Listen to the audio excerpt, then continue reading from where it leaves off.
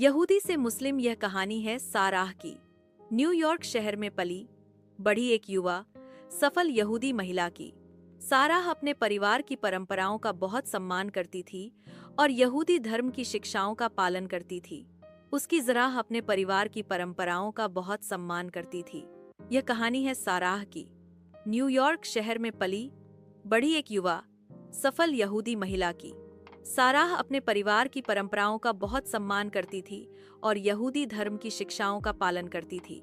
उसकी जिंदगी व्यवस्थित और खुशहाल थी। फिर भी कभी कभी उसे एक आध्यात्मिक खालीपन महसूस होता था जिसे वह समझ नहीं पाती थी। एक दिन साराह की मुलाकात अपने नए सहकर्मी जैनब से हुई, जो एक मुस्लिम महिला थी। जैनब शांत स्वभाव की, दयालु और हमेशा मुस्कुराती रहती थी। साराह ने देखा कि जैनब हर रोज काम के दौरान कुछ समय के लिए प्रार्थना करती थी। साराह उत्सुक हुई और उसने जैनब से उसकी प्रार्थनाओं के बारे में पूछा। जैनब ने खुशी से साराह को इस्लाम के बारे में बताना शुरू किया। उसने अल्लाह की एकता, पैगंबर मोहम्मद सल्लल्लाहु की शिक्षाओं और इस्लाम के 5 स्तंभों के बारे में समझाया। साराह को इस्लाम की सादगी, समानता और शांति का संदेश बहुत पसंद आया।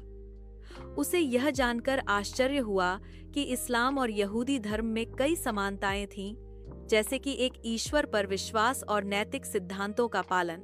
साराह ने धीरे धीरे इस्लाम के बारे में और अधिक पढ़ना शुरू किया।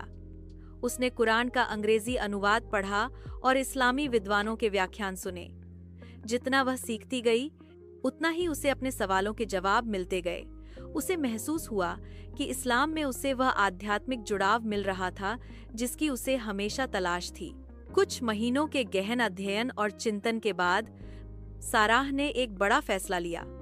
उसने जैनब और कुछ अन्य मुस्लिम दोस्तों की उपस्थिति में शहादा पढ़कर इस्लाम कबूल कर लिया। उस दिन से साराह ने एक नया जीवन शुरू किया।